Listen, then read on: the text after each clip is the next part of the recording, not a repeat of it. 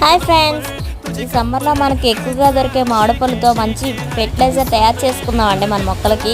ఇది మన మొక్కలకి చాలా అమృతం లాంటిదండి, బూస్ట్ లాగా పనిచేస్తుంది.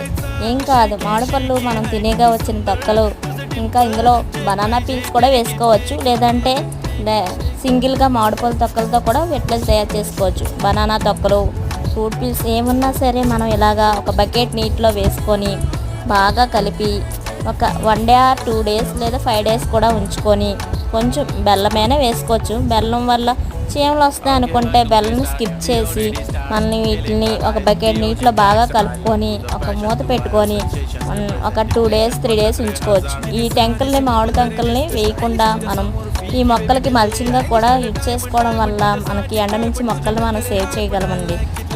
మనం ఈ ఫెర్టిలైజర్ని ఒక్కొక్క మొక్కకి ఇచ్చుకుంటే చాలా బాగా ఉపయోగపడుతుందండి. మొక్కలు బాగా పెరుగుతాయి. Thank you.